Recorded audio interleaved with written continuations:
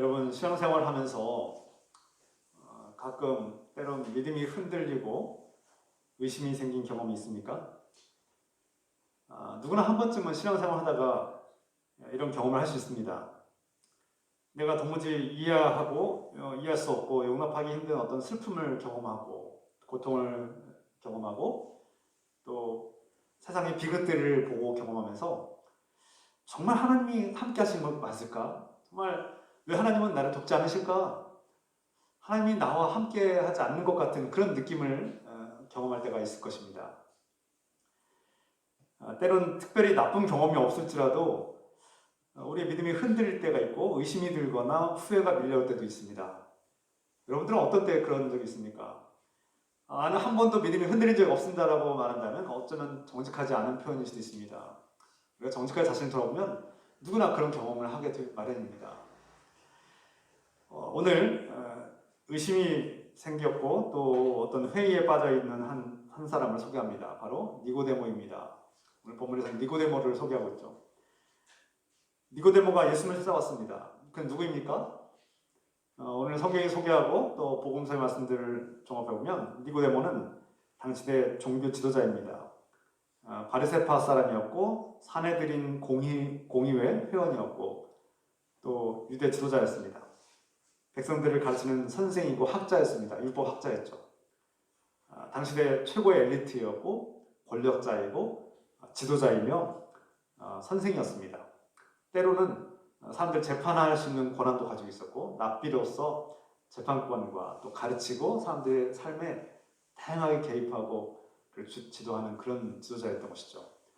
당시 종교 지도자는 어떤 한 가지의 권한만 가진 것이 아니라 종합적인 전반적인 권한을 가지고 있는 막강한 권위자였습니다. 그가 밤에 개인적으로 예수님을 찾아온 것입니다. 정확한 이유는 알 수 없지만 제가 묵상하고 또 점검을 볼 때 또 팀켈러 목사님의 책 예수 질문이라는 인생 질문이라는 그 책을 제가 참고해 보면 알 수 있는데 그가 밤에 남모르게 몰래 찾아온 이유는 자신의 사회적인 위상, 자신의 체면, 권위자로서의 어떤 그런 체면과 위상이 손상될까봐 그렇게 밤에 몰래 찾아온 것으로 그렇게 여겨집니다. 니고데모는 이 제도권에서 학문을 배우고 권위를 가진 사람이고 백성들에게 율법을 가르치고 하나님의 뜻을 가르치는 사람입니다. 반면에 예수님은 어떤 사람입니까? 어떤 분입니까? 정식 학교를 졸업하지 않았어요. 어떤 정식 학위를 가지지 않았어요. 자격을 가지지 않았어요. 그리고 이름도 없는 어떤 시골 출신입니다. 나름대로 사회에서 최고의 권위와 어떤 위상을 가지고 있는 사람이 이 학식이 낮은 세상에서 어떤 자격이나 인정하는 것, 사회의 신분이 낮다고 보여지는 이 예수님에게 가서 뭔가를 물어보고 대화하고 뭔가 궁금한 것을 물어보고 대화하는 것 자체가 부끄러운 거예요. 그렇지 않습니까? 학위를 중시하고 사회적인 레벨과 어떤 서열을 중시하고 자신이 어떤 높은 학위를 가지고 있고 많이 배웠고 뭔가 높다고 생각하는 사람들은 낮은 사람하고 자기가 뭔가를 배운다는 것을 굉장히 자존심 상해하고 체면이 구겨진다고 생각합니다. 그래서 자기가 모르는 것에 대해서 알려고 해야 되는데 자신의 사회적 체면과 유성 때문에 진실을 배우지 않으려고 하고 다가가지 않으려고 할 때가 많습니다. 저는 그런 경험을 많이 하게 됩니다. 교회에도 그런 일이 있어요. 내가 세상에서 학위가 높은 사람이고 학력이 높고 지위가 높은 사람인데 저 젊고 이렇게 사회적으로 특별한 자격이 없어 보이는 젊은 목사에게 성경 공부를 배우는 것도 자존심이 상한다고 생각하는 분들 간혹 있습니다. 참 불행한 일이죠. 하나님 말씀을 함께 배워야 되고 성경을 공부하는 것은 그런 지위에 상관없는 것인데 그것을 가지고 자존심을 세우는 사람들이 있습니다. 불행한 일입니다. 바로 니고데모가 그런 생각을 갖지 않았나 생각하게 됩니다. 엘리트 의식을 가진 니고데모가 사회적 위상이 낮은 예수님과 대화를 하고 뭔가를 물어보는 일은 창피한 일, 부끄러운 일, 자존심이 상하는 일, 자신의 체면이 구겨지는 일이라고 생각했을 것입니다. 그럼에도 불구하고 그가 남 몰래 밤에 찾아온 이유는 무엇입니까? 오늘 성경에 나타나죠. 예수님의 능력, 그분이 나타낸 하나님의 능력으로 그분이 나타낸 표적을 보았기 때문에 그가 예수님에게 관심을 갖게 된 것입니다. 자신은 모든 것을 배웠고 율법을 다 알고 있고 도덕적으로 훌륭하고 존경받는 위치에 있고 권력을 가진 사람이지만 하나님의 능력이 없어요. 하나님의 능력을 경험한 적이 없어요.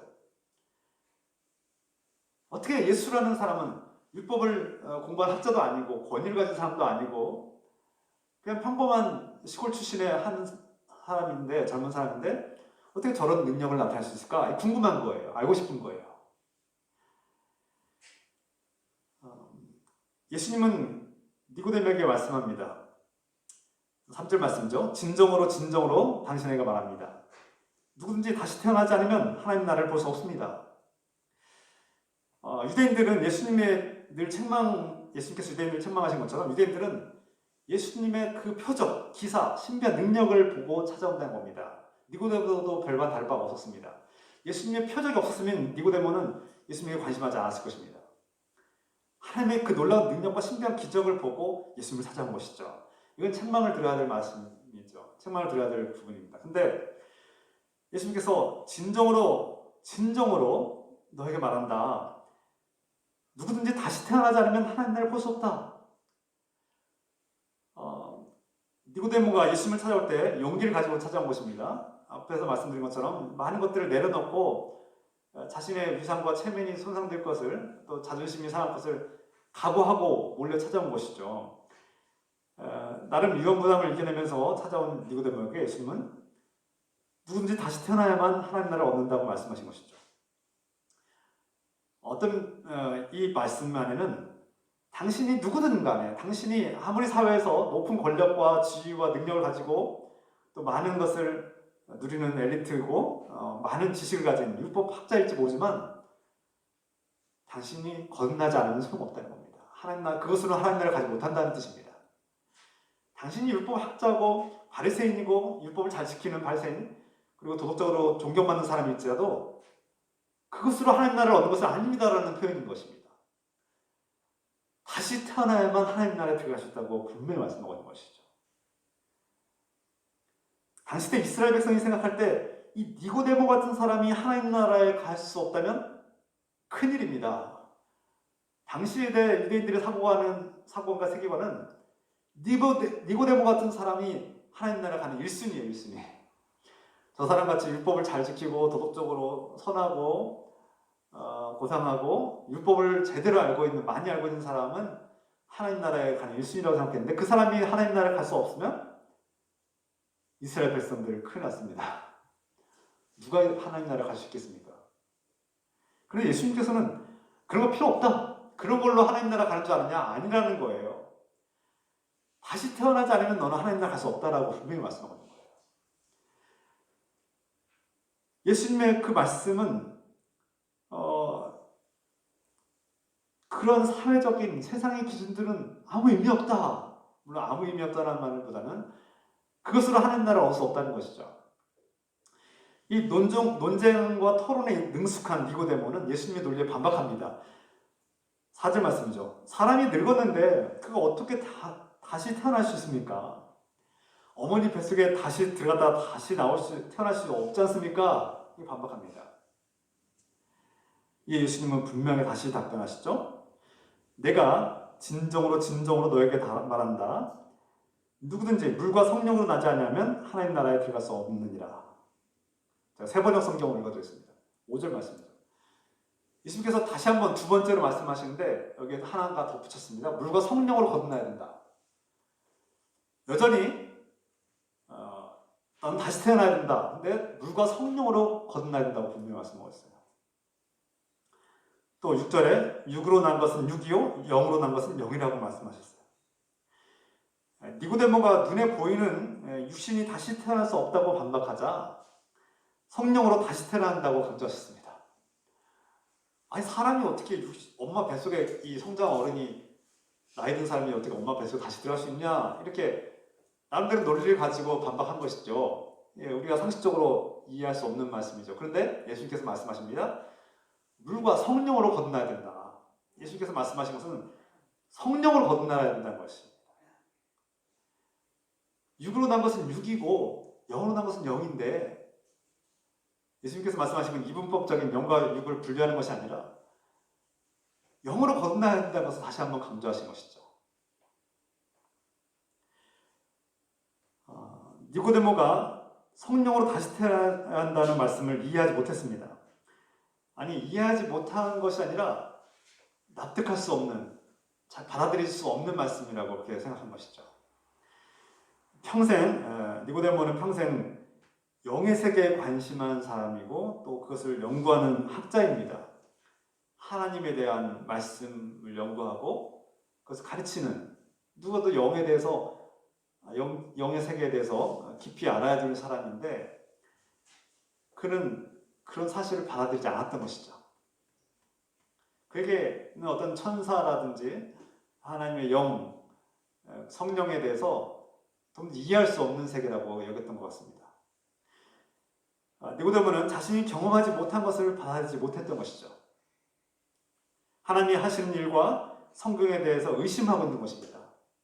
분명히 성경에서는 성령의 역사와 성령이 하시는 일들이 증거되고 있는데 성령의 충만함으로 하나님의 일들을 하고 예언을 하고 능력을 나타내는 예언자들과 성경의 인물들이 분명히 있음에도 불구하고 믿지 않았던 거예요. 이에 대해서 예수님께서 뭐라고 말씀하십니까? 8절의 말씀에 바람이 불 때 소리가 나고 또 나뭇가지가 흔들리고 또 뺨을 스쳐가는 것을 우리가 느낄 수 있습니다. 그러나 바람이 어디서 와서 어디로 가는지 우리는 정확히 알 수 없습니다. 그것을 설명할 수도 없습니다. 그런데 중요한 것은 바람은 존재한다는 겁니다. 우리가 눈으로 보고 설명할 수도 없고 정확하게 존재한다고 어떻게 설명할 수는 없지만 바람은 존재하는 거예요. 그와 같이 성령님도 어디서 와서 어디로 가는지 우리가 눈으로 볼 수도 없고 느낄 수도 없고 어떤 경험하기 쉽지 않고 설명할 수 없지만 분명히 존재한다는 것입니다. 이것이 예수님의 설명입니다. 네가 만질 수도 없고 경험하기도 힘들고 설명할 수도 없지만 성령은 존재한다. 성령은 능력으로 나타나고 있고 여전히 세상에서 일하고 있다고 말씀하신 것이죠. 이것을 인정하고 받아들여야 된다 이렇게 말씀했는데 니고데모는 받아들일 수 없다는 거예요. 어떻게 그런 일이 있을 수 있습니까? 두 번째로 또 반박하죠. 아니 어떻게 그런 일이 있을 수 있습니까? 어떻게 하나님의 영이 우리에게 들어올 수 있습니까? 어떻게 하나님의 영이 우리 안에서 능력을 나타낼 수 있습니까? 반박합니다. 의심하고 질문하죠. 예수님께서는 말씀합니다. 너희가 다시 태어나야 한다고 내가 말한 것을 너희는 이상하게 여기지 말아라. 여기 너희는 복수인데 니고데모 당신뿐만 아니라 당신과 같은 생각을 하고 있는 모든 유대인들에게 말씀하고 있는 것입니다. 당신의 세계관과 신앙관이 성령의 능력으로 하나님께서 일하시는 것을 좀 이해할 수 없는 그런 세계관과 신앙관, 종교관을 가지고 있다는 것을 알 수 있습니다. 예수님은 니고데모뿐만 아니라 유대인들이 그렇게 생각하고 있다는 것을 사실 공감하시고 니고데모가 의심하고 반박하는 것을 너그럽게 받아주고 계십니다. 그런데 니고데모에게 다시 태어나는 것은 여전히 이상한 일이었고 받아들일 수 없는 일이라고 그렇게 그는 반박하고 있죠. 10절 말씀에 세 번째로 어떻게 이런 일이 있을 수 있습니까? 세 번째 또 묻는 거예요. 예수님께서 말씀하시고 가르치신 것을 계속해서 의심하고 또 반박하고 있습니다. 예수님께서 첫 번째와 두 번째 반박과 질문에 대해서 의심에 대해서는 관대하게 너그럽게 설명하셨고 부드럽게 말씀하셨어요. 설명하시고 바람의 비유로 은유로 설명하셨고 이상하게 생각하지 말아라. 하나님께서 성령을 일하신다고 분명히 말씀하셨는데 이 세 번째 다시 질문하고 반박하고 어떻게 그런 일이 있을 수 있습니까? 이렇게 반박하자 예수께서 이번에 책망하십니다. 너는 이스라엘의 선생으로서 백성에게 하나님 나라와 영의 세계를 가르쳐야 할 선생이 이 영의 일, 성령의 일을 받아지 못하고 성령으로 거듭나는 것을 도무지 이해하지 못한다는 것이 말이 되느냐? 이렇게 책망하시죠. 누구보다 그 세계를 잘 알고 있어야 되고 또 인정해야 되고 받아들여야 될 영적 스승이 예수님의 가르침에 반박하고 끊임없이 고집스럽게 의심을 하는 것을 예수님께서 책망하신 것입니다. 앞서 말씀드린 것처럼 니고데모가 의심하고 또 의문을 품고 곧바로 확신하지 못하는 것에 대해서 예수님은 너그럽게 받아들이셨어요. 그러나 그가 애초에 영의 세계를 인정하지 않으려는 그 고집스러운 마음이 계속해서 사라지지 않고 예수님 말씀을 받아들이지 않자 예수님께서 책망하신 것이죠. 그것이 문제입니다. 자신이 경험하지 못한 것에 대해서 알지 못한다는 이유로 이 신비한 세계, 영의 세계와 또 영적 존재를 도무지 인정하지 않겠다는 그 태도가 문제라는 것이죠. 우리가 단번에 하나님을 믿고 단번에 영적 세계를 받아들이고 믿는 것은 어려운 일입니다. 오늘날에도 니고데모와 같이 하나님과 그분이 하시는 일들과 성령의 역사와 능력을 의심하는 사람들이 많이 있습니다. 제가 어느 한 신학교 교수님을 제가 만난 적이 있는데 그분은 오랫동안 성경을 연구하고 가르치는 분이었지만 또 예수님이 훌륭한 분이라는 것을 인정하고 존경하는 것도 맞습니다. 그런데 문제는 그 교수는 성경의 기적도 믿지 않고 있고 특히 예수님의 부활을 믿지 않았습니다. 성경 말씀을 그저 학문의 대상이고 훌륭한 고전이고 수단이고 그렇게 연구의 대상으로 봤을 뿐 진리로 받아들이지 않은 거예요. 성경 말씀의 신앙 고백을 받아들이지 않고 인정하지 않은 거예요. 자신의 이성과 경험과 지식으로 받아들일 수 없다고 생각하는 것들은 배제하고 좋은 것들만 부분적으로 받아들이는 것이죠. 니고데모와 같은 것입니다. 니고데모와 같이 성경을 알지만 온전히 믿지 못하는 사람들, 또 여전히 하나님의 세계에 대해서 의심하는 사람들이 많습니다. 그러나 복음을 믿는 사람, 그 복음을 받아들이는 사람들에게는 성령님이 임재하고 성령님은 우리 안에서 예수님이 누구이신지를 가르치시며 그분이 하신 말씀과 예수님의 행적에 대해서 올바른 해석을 해주시고 진리를 깨닫게 해주십니다. 우리가 예수 그리스도를 받아들이고 성경을 있는 그대로 믿음으로 믿을 수 있는 것은 성령의 도우심만이 성령의 개입이 있어야만 가능한 것입니다. 우리 인간이 아무리 공부를 많이 하고 지식이 많아지고 똑똑해질지라도 이 성경을 받아들이기 어렵다는 거예요. 성령의 도우심이 없으면 성경을 올바로 해석할 수 없습니다. 그래서 우리가 성경을 많이 공부하고 연구를 많이 했다고 해서 하나님 나라에 가는 것이 아니라 성령이 정말 진리의 말씀으로 하나님 말씀으로 성령의 도우심을 받아서 해석되어야만 올바르게 우리가 진리를 깨닫게 되는 것이죠. 니고데모는 당시의 기득권자이고 특권의식을 가진 그런 사람이고 명예를 추구하는 사람입니다. 그에게 사회적 위상과 어떤 체면과 명예는 삶의 궁극적인 관심사로 여겨집니다. 그에게 명예와 체면, 위상은 하나님보다 우선하는 것이었고 어떤 인생 가장 중요한 것, 자신이 만든 우상, 가짜 신이라고 할 수 있습니다. 우리는 자신이 하나님보다 더 사랑하는 것들, 우리가 하나님보다 더 앞세우고 사랑하는 것들이 우상인 것을 분별할 줄 알아야 합니다. 이것을 깨달으려면 성령의 도우심이 필요합니다. 우상을 숭배하는 사람은 진리를 보지 못합니다.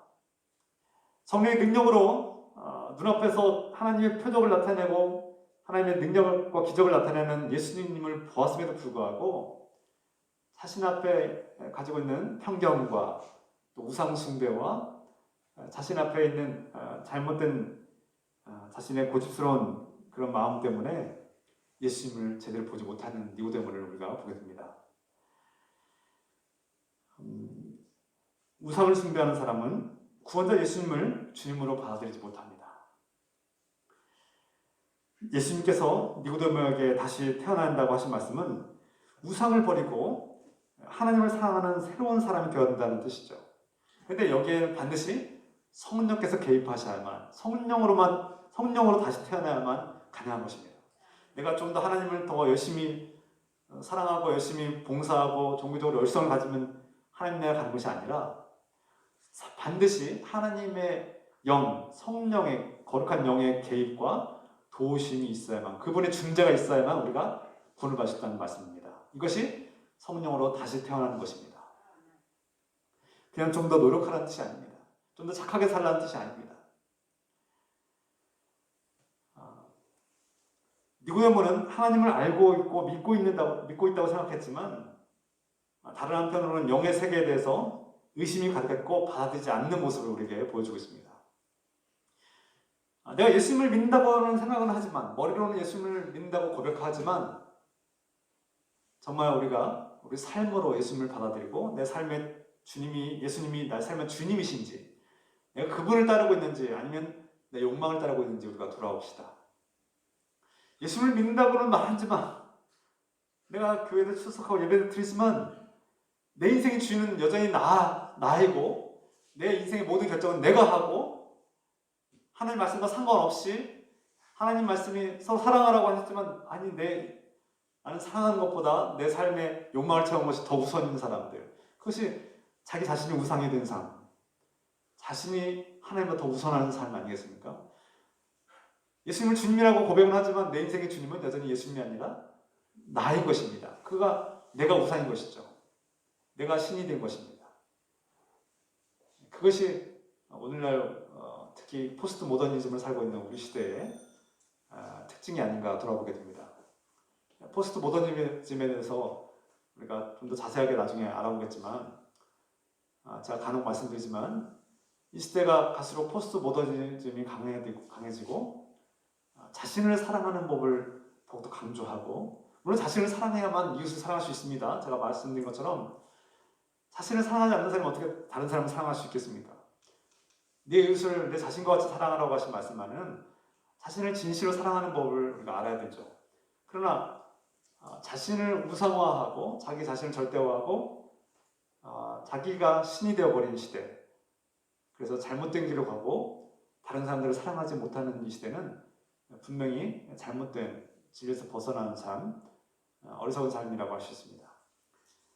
다음에 다시 한번 기회가 되면 말씀드리겠지만, 니고데모 같은 사람들은 여전히 자신이 이해하지 못하고 있는 것에 대해서 의심을 품고 그렇게 어떻게 이런 일이 일어날 수 있겠습니까? 라고 반박하는 것을 우리가 보게 되는데요. 오늘날 우리 시대의 많은 사람들이 니고데모와 같은 모습을 가지고 있음을 우리가 보게 됩니다. 어떻게 사람이 다시 태어날 수 있단 말인가? 어떻게 누가 성령으로 거듭날 수 있을까? 하나님이 정말 나와 함께 하실까? 하나님께서 이 백성을 사랑하시고 복을 주셨다면 왜 우리가 로마로부터 이렇게 압제를 당하고 식민지배를 당하고 억울하게 고통을 당해야 되는가? 하나님이 정말 나를 사랑한다면 왜 나에게 복을 주시지 않고 내가 이렇게 고통스러운 일이 생기는 것일까? 하나님이 우리와 함께 하신다면 왜 세상은 이렇게 죄악이 난무하고 악인들이 승승장구하는가? 우리 이런 의문을 갖게 됩니다. 세상을 창조하신 분이 세상이 망가져가고 있는데 왜 그분은 아무것도 하지 않는가? 저 악마 같은 자들이 이 세상을 휘젓고 저렇게 죄악을 펼치고 있는데 왜 하나님은 가만히 계실까? 여러분 이런 생각 해본 적 없으십니까? 저는 이런 생각을 자주 합니다. 저 하나님 왜 저 악마 같은 저 존재를, 저 연쇄살인마를, 저 비리가 가득한 저 정치인을 왜 내버려 두실까? 왜 저들을 심판하지 않으실까? 이런 의문을 가진 적 없으십니까? 하나님이 어떻게 예수님과 같이 연약한 인간의 모습을 이 땅에 오실 수 있을까? 어떻게 예수님이 십자가에서 죽이신 것이 왜 나의 죄를 대속할 수 있는가? 여러분 이런 질문은 굉장히 중요한 질문입니다. 나와 같이 도덕적으로 훌륭하지 못한 사람들, 때로는 거짓말도 하고 적당히 속이기도 하고 타협도 하고 직장에서 거래처와 함께 또는 많은 사람들과 함께 적당히 숨겨진 죄악도 있고 적당히 쾌락을 누리면서 살아온 내가 정말 천국에 갈 수 있을까? 이런 생각 해본 적 없으십니까? 고대 이스라엘 백성들, 유대인들이 가진 문화와 사고와 정서를 고려하면 제가 지금까지 말씀드린 이런 의심과 이런 질문들은 당연한 것입니다. 유대인들의 사고관과 세계관에서 볼 때 하나님이 전지전능하고 그 존엄한 하나님이 저 보잘것없는 육체를 가진 인간으로 올 수 없는 것이죠. 이건 그리스 로마 헬레니즘 문화를 가진 사람도 마찬가지입니다. 육체는 더러운 것이고 추악한 것이고 벗어나야 되는 것입니다. 영혼을 얽어매는 것입니다. 그래서 아리스토텔레스나 플라톤은 이 영의 세계, 영적인 것이 가장 좋은 것이고 육의 세계는 타락한 것들, 버려야 될 것으로 여겨지기 때문에 이 기독교를 이해할 수 없는 세계관을 가지고 있었어요. 어떻게 거룩한 하나님이 이 부족하고 연약한 더럽게 여기는 이 육체 속에 들어오셨을까? 이거는 당시대 놀라운 일입니다. 고대 이스라엘 백성들뿐만 아니라 오늘날 과학을 숭배하는 이 사회, 오늘 우리 사회 문화는 갈수록 영의 세계에 대해서 무관심하고 영의 세계를 말하면 무시해버립니다. 이 과학 세계에서 무슨 영혼을 말하고 막 이렇게 영적 세계를 말하면 저 사람 이상한 사람이라고 그렇게 취급받을 수 있는 가능성이 커집니다. 심지어 하나님을 믿는 사람들도 얼마든지 이러한 문화와 사회 풍조 속에서 이런 의심들과 의문들을 가질 수 있습니다. 어떻게 사람이 성령으로 거듭날 수 있을까? 어떻게 성령이 우리 안에서 일한단 말인가? 이것을 의심하는 문화가 가시 팽배해지고 있다는 거예요. 이런 문화 속에서 우리는 기독교인들이, 그리스도인들이 많은 의심들을 품게 되는 그런 사회 문화 속에 살고 있습니다. 간혹 교회 공동체나 교인들은 누군가 교회 안에서 이런 의심 어린 질문들을 하면 당황해하고 막 금기하거나 억압하거나 비난하거나 정죄하는 태도를 보일 때가 있습니다. 역사적으로 교회는 그래왔습니다. 여러분 중에, 가족 중에 또는 자녀들이나 이웃 중에 교회에 대해서 이렇게 비판하시는 분들, 성경에 대해서 이렇게 비판하시는 분들 만납니까? 그런 경험 있으십니까? 전 종종 만납니다. 종종 이런 질문을 듣습니다. 신앙이 성장하고 성숙하려면 이런 의심과 어떤 회의, 이런 질문들은 필요합니다. 오히려 건강한 과정이라고 생각합니다. 니고데모가 예수님의 말씀에 대해서 의심하고 질문한 것은 한편으로는 건강한 것입니다. 말씀이 이해가 되지 않지만, 주님의 말씀을 다 받아들일 수 없지만 진리에 대해서 적극적으로 생각하고 알고 싶은 열망이 나타나고 있는 것입니다. 니고데모가 그런 마음으로 예수님을 찾아온 것이죠. 니고데모의 질문은 예수님을 거부하거나 단절하거나 부정하는 질문이 아닙니다.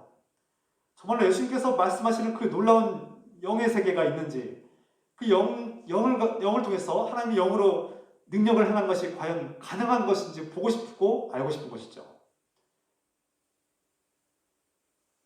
예수님은 니고데모의 의심과 반문에 대해서 관대하게 대하셨습니다. 앞에서 누군가의 의심에 대해서 관대하게 대해야 된다고 말씀드렸습니다. 건강한 의심은 진리에 대한 갈망을 의미하기 때문입니다. 여러분들은 의심이 많은 사람들, 성경 말씀에 대해서 의심하고 반박하고 질문하는 사람들 어떻게 대하고 계십니까? 필립 얀시는 그의 책에서 내 안에 하나님이 없다, 이 책에서 이런 말을 하고 있습니다. 그는 하나님을 느낄 수 없는 사람들, 또 하나님께서 함께 하시는지 의심하는 사람들을 향해서 관대하십시오라고 말합니다. 여러분, 하나님을 의심하고 정말 내가 하나님이 계실까? 내 안에 하나님이 계실까? 정말 하나님이 살아계시고 나와 함께 하시는가를 의심하는 사람들을 여러분 너그럽게 봐주십시오.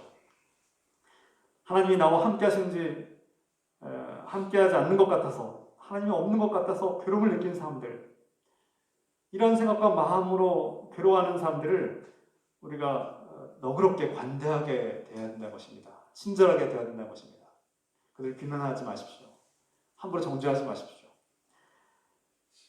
팅클레 목사의 책 인생 질문을 보면 하나님에 대해서, 말씀에 대해서 의문을 가지고 생각하는 것은 자연스러운 일이라고 그렇게 말합니다. 우리가 예를 들어서 복음서에 누가복음이 나오죠. 가브리엘 천사가 마리아에게 수태고지를 합니다. 곧 당신에게 이제 하나님의 능력으로 아기 예수가 잉태할 것이다, 이렇게 전하죠. 그리고 예수님이 누구신지, 그가 무슨 일을 하실지 전합니다. 이 천사의 말을 들은 마리아가 어떻게 반응했습니까? 곧바로 알겠습니다. 네, 그렇게 하겠습니다. 순종하겠습니다. 이렇게 대답했습니까? 아닙니다. 성경 자세히 보면 어떻게 내가 남자를 알지 못하는데 어떻게 그런 일이 생길 수 있습니까? 이렇게 반문하죠. 내가 남자를 모르는데 처녀인데 어떻게 아이를 낳을 수 있습니까? 이거 당연한 상식적인 질문 아닙니까? 자신이 나름대로 상식과 경험을 통해서 천사의 말에 대해서 의심하기도 하고 반박하기도 하고 천사의 말에 대해서 생각하고 논리적으로 생각하고 있는 것이죠. 우리가 하나님 말씀을 들을 때 논리적으로 생각하게 됩니다. 정말 그게 어떻게 가능할까? 마리아는 나름대로의 상식과 논리를 가지고 적극적으로 생각했고 의문을 가지고 질문한 것이죠. 그리고 또 천사의 말을 듣고 하나님의 능력은 불가능한 것이 없다라는 말씀을 듣고 그는 순종하겠습니다. 하나님 말씀이 내게 그대로 이루어지길 바랍니다라고 순종합니다. 다 받아들이지 못했고 다 이해하지 못했지만 그는 하나님 말씀을 믿음으로 받아들인 것이죠. 우리의 이성과 지식으로는 하나님의 말씀과 하나님의 능력을 다 이해할 수 없습니다. 성령의 도움 없이는 우리는 하나님의 말씀을 올바로 해석할 수 없고 받을 수 없는 존재들이죠. 성령께서 도와주실 때 하나님 말씀이 내 안에 다 이해가 되지 않지만 나름대로 논리적으로 적극적으로 사유하고 해석해보려고 노력하지만 다 안 되지만 그래도 믿음으로 받아들일 수 있는 그 용기가 필요할 때가 옵니다. 예수님의 제자들은 어떻습니까? 예수님께서 자신이 나무에 매달려 죽어야 한다고 또 죽은 후에 3일 만에 다시 살아날 것이라고 제자들에게 여러 번 말씀하셨습니다. 그 제자들의 반응은 어땠습니까? 믿지 않았습니다. 제자들은 예수님께서 십자가에서 돌아가신 후에 부활을 기다리지 않았습니다. 심지어 막달라 마리아가 예수께서 부활하셨다, 무덤에 계시지 않는다, 천사가 부활하셨다는 것을 내가 들었다 증언을 받고 내가 부활하신 예수를 만났다라고 증언했지만 제자들은 정말일까?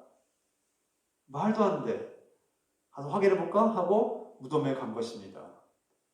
그리고 무덤에 계시지 않는 예수님의 모습을 보고 기이하게 여겼다, 신기하게 여겼을 뿐 믿었다는 말씀이 안 나옵니다. 도마는 어떻습니까? 예수님의 제자 도마는 제자들이 부활하신 예수를 만나고 이제 믿기 시작했는데도 불구하고 도마야 와서 보아라, 예수님이 부활하셨다는 것을 보아라고 증언했음에도 불구하고 도마는 내 눈으로 보고 내 손으로 만지기 전까지는 내가 예수님을 부활을 믿을 수 없다라고 말합니다. 그가 눈으로 보고 직접 만졌을 때에 비로소 예수님의 부활을 믿기 시작했죠.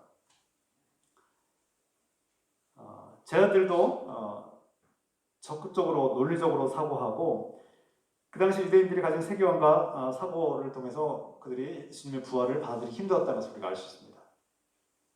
그들도 의심하고 한동안 그 의심의 과정과 그 시간들을 지나면서 예수님에 대한 확고한 믿음이 생긴 것이죠. 때로는 우리가 흔들리고 의심할 수도 있습니다.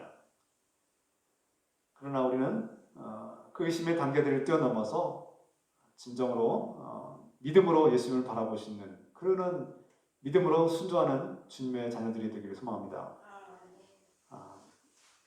끝으로 역사적으로 우리 교회는 말씀과 진리를 의심하고 의문을 제기하는 사람들을 향해서 정죄하거나 억압하는 일에 급급하지 않았는가 돌아보게 됩니다. 여러분들의 모습은 어떻습니까?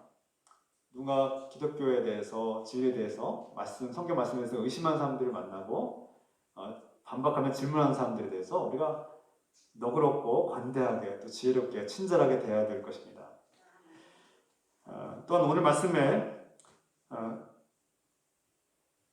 예수님께서 니고데모의 의심과 질문 그 자체를 책망한 것이 아니라 니고데모가 하나님의 영, 성령의 표적을 나타내는 것을 보았고 또 예수님께서 성령과 함께한 것을 직접 눈으로 보고 있으면서도 불구하고 그것을 인정하지 않는 것이 예수님의 책망을 들은 것이죠. 어떤 면에서 니고데모는 성령으로 거듭나려면 내가 많은 것을 내려놔야 된다는 사실에 대해서 주저하고 있지 않았나 생각하게 됩니다. 성령으로 거듭나려면 내가 그냥 율법을 지켜서 하나님 나라 가는 것이 더 쉽다고 생각했을지 모릅니다. 성령 거듭나려면 내 자유를 뺏긴다고 생각했을지 모릅니다. 예수 그리스도를 영접하고 기독 그리스도인이 된다는 것은 어떤 면에서 내 자유를 뺏기는 일이기도 합니다. 내 자유를 내려놔야 되는 것이죠. 그러니 예수를 믿는 것은 어려운 일입니다. 복음을 받아들이고 예수 그리스도를 믿는 일은 한편에서는 내 자유를 내려놔야 되기 때문에 두려운 일이기도 합니다. 그래서 예수님을 전하고 예수님을 받아들이려고 하면 자신의 자유를 뺏길까 봐 두려워하는 사람들이 많습니다.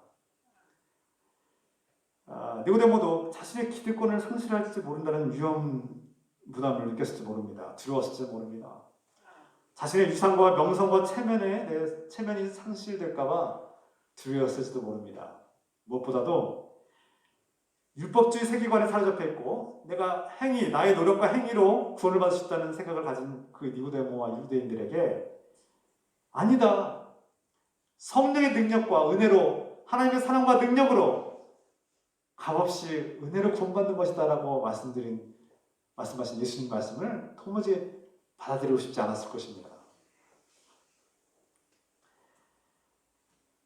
내가 노력해서 내가 열심히 열정을 가지고 노력해서 성과를 가지고 구원받는 것이 더 쉽다는 거죠. 하나님의 은혜로 누구나 값없이 구원받는 것은 유대인들에게는 받아들이기 어려운 일이었습니다.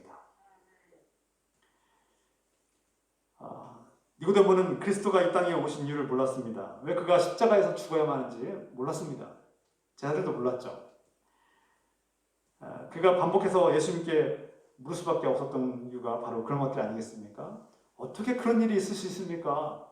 어떻게 그런 일이 일어나야 됩니까?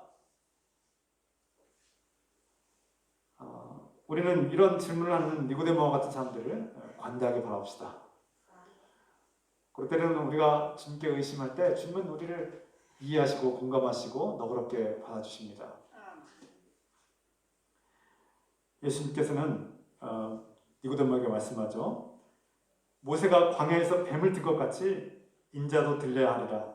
그것을 그를 믿는 사람마다 영생을 얻게 하라는 것이다. 무슨 뜻입니까? 왜 이 말씀을 하셨을까요? 성령으로 거듭나려면 너의 지식과 노력과 힘으로 되는 것이 아니라는 것입니다. 인자, 곧 예수 그리스도의 희생과 십자가의 그 은혜가 필요하다는 것이죠. 예수님께서 죽어야만 보혜사 성령님, 중재자, 또 다른 중재자, 대언자라고 하죠. 대언자이자 중재자, 성령님이 우리에게 임할 수 있기 때문이라고 말씀하고 있는 것입니다. 인자가 남을 들려야 한다는 이 말씀은 너의 힘으로 구원받을 수 없다. 내가 이 땅에 온 것은 내가 너희를 위해서 죽으러 왔고 내가 죽어야만 보혜사, 또 다른 대언자, 중재자, 성령이 너에게 임할 수 있다. 네가 어떻게 이런 일이 있을 수 있겠습니까? 그래, 그 질문 옳다. 너희 힘으로는 도무지 일할 수 없는 일이다. 그러나 성령께서 임하시면 충분히 누구나 가능한 일이다라고 말씀하고 있는 것입니다. 너에게, 그리고 성경의 말씀을 온전히 믿지 못하는 자들에게, 하나님을 알지 못하는 사람들에게 영원한 생명과 구원을 주기 위해서 내가 나무에 들려야 된다고 말씀하고 있는 것입니다. 내가 죽어야만 그 성령이 너에게 임하고 네가 어떻게 그런 일을 할 수 있겠냐고 생각하는 그 불가능한 일이 성령 안에서 가능하게 될 것이라고 말씀하고 있는 것이죠.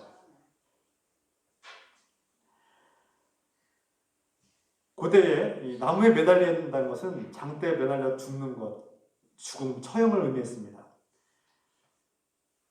모세 시대에 하나님을 거역하고 불순종하고 또 믿지 않았기 때문에 불뱀에 물려서 죽어가는 이스라엘 백성들에게 하나님은 자비와 긍휼을 베풀어 주셨습니다. 노스로 불뱀을 만들어서 장대에 세우고 그 장대에 걸려있는 그 불뱀을 보면 너희가 살 것이다 라고 하나님께서 말씀하셨죠. 모세가 그대로 행합니다. 그 말씀, 하나님의 말씀, 그 불뱀을 보는 사람은 죽지 않고 살 것이다. 믿음으로 그 하나님의 말씀을 믿고 받아들여서 그 불뱀을 본 사람들은 살았습니다. 반면에 내가 지금 독사에 물려서 죽어가고 있는데 내가 저 불뱀을 장대에 매달린 불뱀을 본다고 제가 살 수 있겠는가? 믿지 않은 사람들은 죽었습니다. 나무에 매달려 죽임당하신 예수 그리스도, 십자가에 달리신 예수 그리스도는 오늘날 우리를 살리기 위해서 매달리신 주님 예수 그리스도이십니다. 모세 시대에 많은 사람들을 살리신 불뱀, 그 많은 사람들을 살리게 한 불뱀이 곧 오늘 예수 그리스도가 우리의 불뱀이 되었습니다. 불뱀 그 이상이죠. 오늘 니고데모와 같이 도무지 자신의 힘과 노력으로는 어떻게 그런 일이 일어날 수 있겠는가 불가능하다고 생각했던 그 일이 예수 그리스도를 통해서 누구든지 성령으로 다시 태어나는 그 일이 가능하게 되었습니다. 하나님은 우리를 사랑하시고 이 은혜를 값없이 은혜로 베풀어 주셨습니다. 오늘 우리를 살리기 위해서 장대에 매달리신 불뱀과 같이 십자가에 매달리신 예수 그리스도를 바라봅시다. 불뱀이다. 나를 믿고 바라보라. 그러면 너희가 죽지 않고 영생을 얻을 것이라고 예수님께서 말씀하십니다. 주님을 바라보는 저와 여러분 되시기를 예수 그리스도의 이름으로 축원합니다. 기도합시다.